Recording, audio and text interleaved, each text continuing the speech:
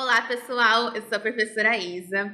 Hoje nós vamos fazer mais uma aula de matemática e o tema de hoje será logaritmo. É um tema que às vezes deixa a gente um pouco confuso, né? Principalmente porque logaritmo a gente trabalha com letras, né? Ao invés de números. Mas vamos deixar destrinchar um pouco essa matéria para ver se a gente consegue compreendê-la melhor. Bem, por definição, a gente tem um número real A que seja positivo e um outro número B que também é positivo e que tenha um valor diferente de 1. Então, a gente diz que o logaritmo de A na base B. Então, é o valor de x. Então, x é o quê? O logaritmo de A na base B. Como isso, Isabela? Então, a gente olha para cá. Olha, o logaritmo de A na base B vai ser igual a um número x. Então, às vezes a gente fala, né, dessa questão do ciclo, né? Então, a gente tem o quê? Para representar isso, nós também podemos representar exatamente a mesma coisa. A gente tem, ó, que B, a gente coloca o B para cá, e o A a gente mantém. Então, eu tenho que B elevado a x é igual a A. Isso eles são equivalentes, é a mesma coisa. Então, o logaritmo de A na base B é igual a x, tanto quanto, né, B elevado a x é igual a A, né? Esse daqui é o se somente se, né? Então, esses daqui são dois termos equivalentes. Então, quando a gente quiser transformar um log em valor x, né, a gente pode também representar ele por isso. Então, por exemplo, se eu tivesse aqui o log da base 3, e isso daqui é 27, né? Log de 27 na base 3 é igual a x. Quem que vai ser x? Então, a partir desse circular que a gente faz, né, que eles falam, é que eu vou poder encontrar quem é o valor de x. Então, ó, o 3 eu jogo para o outro lado. Então, eu tenho que 3 elevado a x é igual a 27. Então, agora é só a gente resolver. 3 vezes 3, né? 9. Então, 3 ao quadrado é 9. Então, eu tenho 3 elevado a 1, 3. 3 ao quadrado, 9. 3 ao cubo, 27. Então, eu tenho que x vai ser igual a 3 para eu encontrar o valor de 27, tá? Então, o log, ele é uma representação de potências de um modo diferente que às vezes pode facilitar a nossa vida. Tem gente que acha que ele só dificulta, né? Mas ele também vai facilitar a nossa vida em muitas vezes. Outro exemplo por exemplo, se a gente quiser calcular o logaritmo de 64 na base 4. Então, eu tenho o seguinte, eu quero encontrar o logaritmo de 64 e esse log está na base 4. Então, que valor vai ser esse? Então, isso que a gente quer encontrar aqui no nosso exemplo. Então, eu tenho que 4 elevado a x vai ser igual a 64. Então, eu preciso encontrar quem é x, né? Então, eu tenho que 4 elevado a x é igual a 4 ao cubo. 64 é 4 ao cubo, né? Então, eu tenho 4 elevado a 1, né? 4. 4 ao quadrado é 16. E 4 ao cubo é igual a 64. Então, eu tenho que x vai ser igual a 3. Logo, eu tenho que o logaritmo de 64 na base 4, então o logaritmo de 64 que está numa base 4 vai ser igual a 3, o valor que a gente encontrou. Tudo bem? Então, esse daqui é o início dos nossos exemplos de logaritmo. Agora, a gente vai começar a falar sobre as consequências imediatas de você trabalhar com o logaritmo. Então, a primeira delas é o seguinte, eu tenho que o log de 1 na base B é igual a 0. Por que isso, Isabela? Olha, lembra aquela questão que a gente inverte, que a gente acabou de ver? Eu tenho que B elevado a 0 vai ser sempre 1, né? Porque qualquer número elevado a 0 é 1. Então, todo logaritmo de um número de 1, né? vai ter que ser 0, independente da sua base. Então, qualquer base que eu tiver ali, eu tenho que aquele resultado daquele logaritmo de 1 vai ser 0, beleza? A consequência imediata B, eu tenho que o logaritmo de B na base B é igual a 1. Por que isso? Olha, B elevado a 1 vai ser sempre ele mesmo, né? Então, quando o logaritmo e a base, né, o logaritmando e a sua base forem iguais, esse valor sempre vai ser um resultado desse logaritmo, beleza?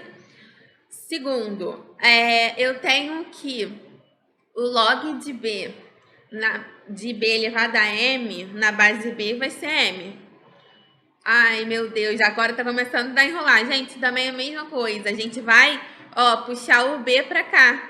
Então, eu tenho que B elevado a M vai ter que ser B elevado a M, tá? Então, toda vez que a gente tiver um expoente no nosso logaritmando, né? E a nossa base for igual à base desse expoente, que tá o expoente, eu vou ter sempre que vai ser, o resultado vai ser o expoente. Tudo bem? Essa é as 3 consequências imediatas. Agora a gente vai falar mais outras 3. Olha, eu tenho o seguinte, o log de B na base de B elevado a um número n vai ter que ser 1 elevado a n, tá? Então, a mesma coisa, gente, vamos colocar o B a n para o outro lado. Então, eu tenho um B elevado a n e tudo isso é elevado a 1 sobre n.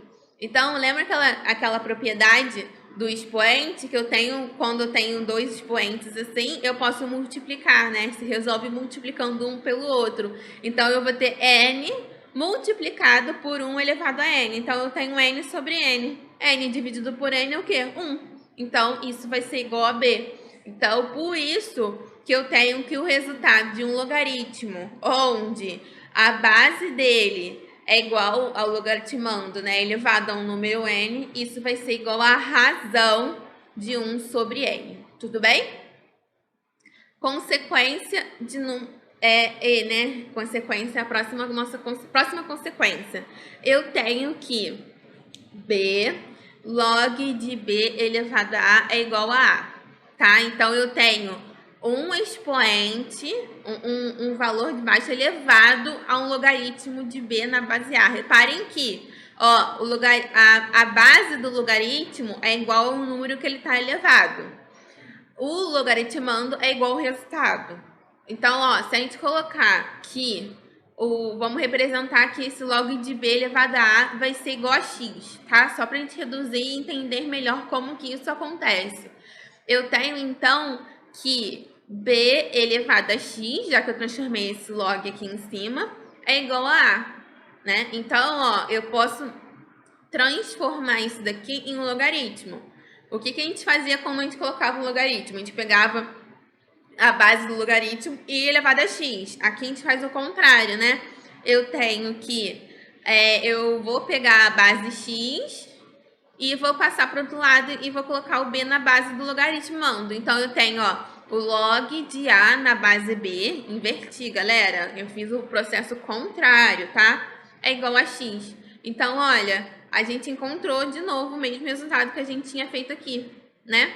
Então, por isso que o resultado disso daqui vai ser A. Porque a gente acabou de encontrar, reduzir a mesma propriedade que a gente já tinha feito lá em cima, tá bom? E a letra F é a seguinte, eu tenho que o log de A na base B é igual ao log de B na base, log de C na base B. Gente, eu tô falando isso pra vocês. Então, eu tenho log de A na base B tem que ser igual a log de C na base B. Se isso acontece, eu tenho que, consequentemente, A vai ser igual a C, tá? Não tem como a gente ter um outro resultado além disso. Porque a gente vai fazer aquela questão, vai para um lado, volta para o outro e a gente vai encontrar que A é igual a C, né?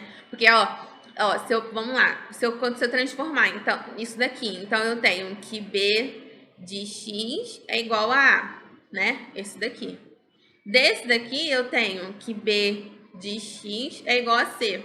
Então, ó, A vai ser igual a C, porque B elevado a x vai ter que ser igual também, né?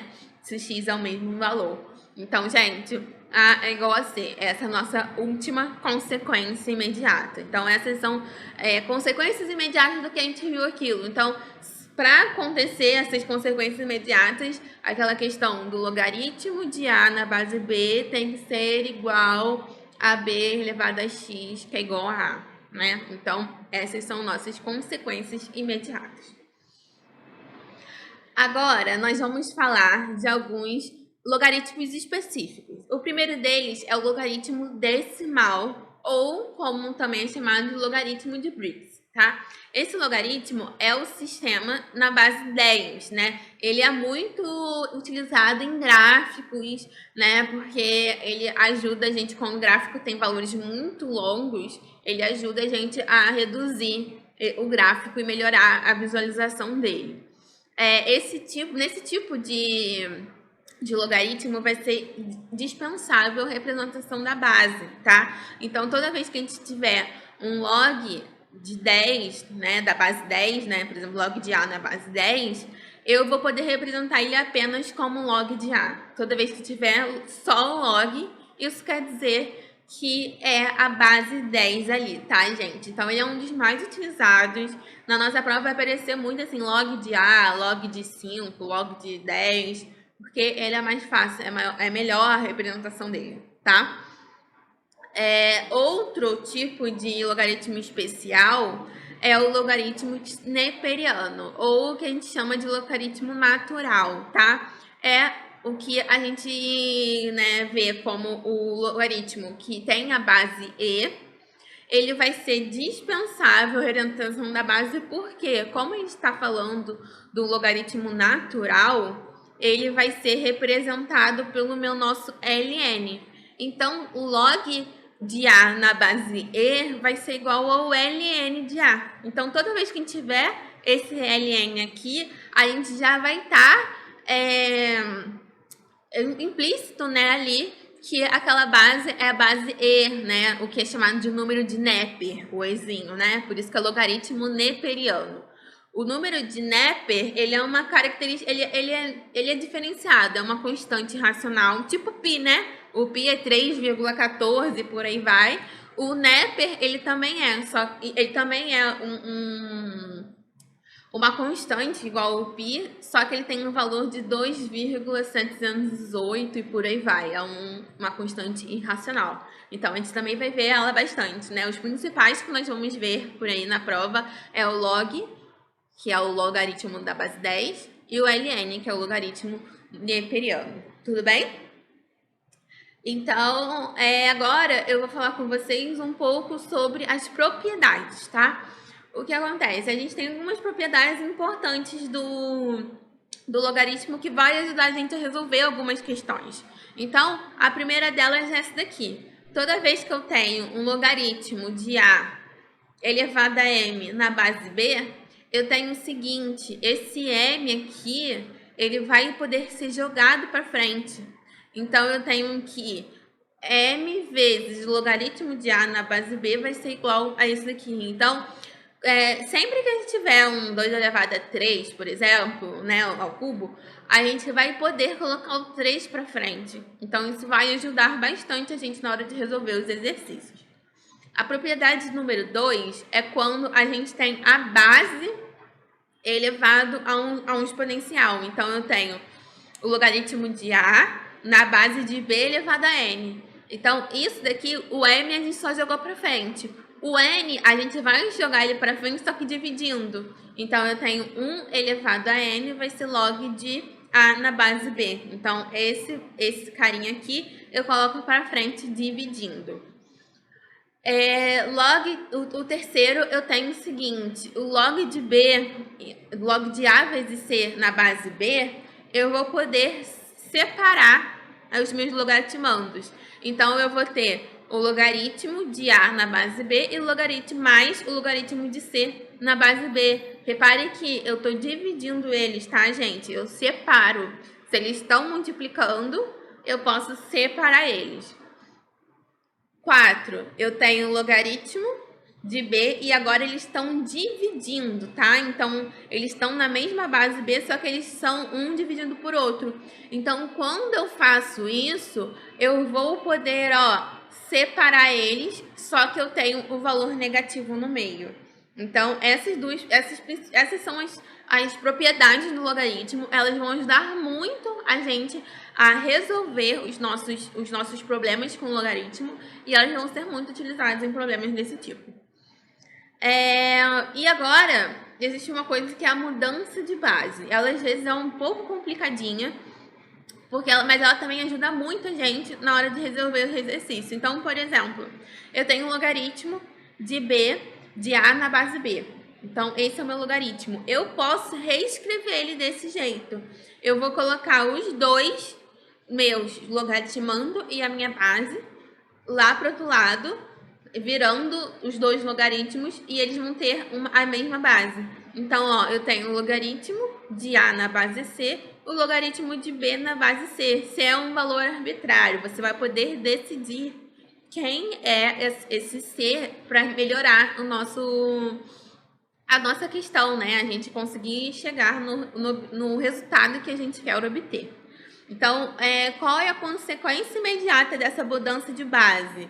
Eu tenho o seguinte, olha, por exemplo, eu quero simplificar minha conta. Eu sei quem eu quero inverter aquilo. Então, olha, eu vou colocar o meu logaritmo com o meu número igual ao logaritmando. Então, a minha nova base é o meu logaritmando do anterior. Então, ó, o log de A na base B vai virar o log de A na base A e o log de B na base A. Só que a gente viu que esse logaritmo de cima, né, dessa nossa fração é igual a 1, porque eu tenho, né, lembrando lá que a gente viu a consequência imediata, vou até fazer aqui de novo. Olha, eu tenho um log de A na base A. Isso daqui é igual a x. Então, olha, passo para o outro lado, eu tenho AX é igual a A. O que sobra? Ó, 1. Então, x é igual a 1. Né? Então, eu tenho que log de A na base A, quando eles têm a mesma base, o resultado desse logaritmo vai ter que ser 1. Então, por isso, eu tenho aqui. Então, eu tenho que log de A na base B é igual, digamos, o inverso, né? 1 dividido por log de B na base A. Invertir a base com o logaritmando. Beleza? Tudo bem, gente? Para a gente entender um pouco essa mudança de base, vamos fazer um exercício. Vamos fazer um exercício de mudança de base e que a gente também vai aplicar algumas propriedades. E aí, vamos seguir juntos. Olha, eu tenho o seguinte exemplo. Eu tenho que o ln de 2 é igual a 0,7. Eu tenho que o ln de 3 é igual a 1,1. E eu quero calcular quem é o logaritmo de 9 na base 8. Então, eu preciso saber que é isso. É isso que eu quero encontrar. Então, olha, a primeira coisa que a gente olha assim, vamos ver como que a gente vai fazer a mudança disso. Então, eu tenho o seguinte, gente. Tenho isso daqui. Só que 8, ele pode ser representado como 2 ao cubo. Então, a minha base passou a ser 2 ao cubo. Olha, isso daqui, a minha base. O 9 é igual a 3 ao quadrado. Então, o 9 passou a ser 3 ao quadrado. Qual foi uma das primeiras propriedades que a gente viu? Quando o logaritmando tem alguém elevado, eu posso passar para frente multiplicando esse elevado. E quando eu tenho a base com um elevado, esse elevado vai passar para frente dividindo. Então, olha, a minha próxima etapa é primeiro fazer o logaritmando. Então, eu tenho, ó, o 3 ao quadrado, passei o 2 para cá, multiplicando. Ó, começou a ficar com uma cara melhorzinha, né? Quando a gente olha para aquilo dali, a gente tem que fazer ele virar uma cara melhor pra gente conseguir resolver. Agora, eu vou fazer a mesma coisa com a base. A base tá ali, ela vai passar pro outro lado dividindo. Então, ó, o 3 daqui passou para cá dividindo. O 2 multiplicou e o 3 dividiu. Então, eu tenho 2 elevado a 2 terços vai ser igual a log de 3 na base 2. Olha, ficou agora com uma cara muito melhor. E aí, consequentemente, olha, quando a gente olha, eu tenho aqui um ln de 2 e um ln de 3. E aqui eu tenho 3 e 2. Ué, agora o que a gente faz? Gente, mudança de base. Se eu tenho um ln aqui, ln é o quê? Log do número neperiano, certo? Então, se ln é o log do número neperiano, eu posso fazer o seguinte, mudei a minha base, né? A gente viu que o log de A na base B vai ser igual ao log da base C, né, de A, dividido pelo log de C, né, da base C de B, que seria a base anterior. Só que agora o que a gente está fazendo? A gente está fazendo com que o C seja o número de Neper. Então, eu tinha anteriormente o log, no caso, o log de 2 e 3. Agora eu vou colocar todo mundo na base do meu número de Neper. Então, virou todo mundo log de E. Troquei de base. E aí, agora eu vou ver, ó, o 3 era o meu logaritmando. Então, virou aqui. O meu 2 era a minha base, coloquei embaixo. Pronto, virou isso daqui, ó. O log na base do número neperiano é o ln. Então, eu tenho o ln de 3 sobre o ln de 2. Então, ó, reparem que eu fui alterando esse log de modo que ele chegasse nos valores que eu tinha no meu enunciado. É basicamente isso que a gente precisa fazer num exercício de log, né? A gente transformar aquilo de modo que a gente encontre o que a gente está tentando resolver, né? Chegue num lugar mais tranquilo. Então, agora, gente, eu só preciso substituir para encontrar os valores. Então, eu tenho que o ln de 3 é igual a 1,1, o ln de 2 é igual a 0,7, que eles nos deram aqui nesse enunciado. Então, resolvendo esse daqui, a gente vai encontrar o resultado de 1,048. Então, eu tenho que o log de 9 na base 8 é igual a 1,048. Claro que esses são processos que a gente vê, a gente olha para aquilo ali, gente, como que pensamos nisso? Mas é uma questão de prática. Então, não se esqueçam de entrar na nossa plataforma, olhar os exercícios resolvidos, porque só assim a gente vai entender melhor a dinâmica de resolver um exercício através do logaritmo. Beleza, pessoal? Deixo aqui com vocês a frase que diz o seguinte, de Lewis Carroll. A única forma de alcançar o impossível é pensar que é possível. Então, não deixe ninguém dizer que é impossível. Sempre é possível, beleza? Muito obrigada pela atenção, bons estudos e até a próxima aula.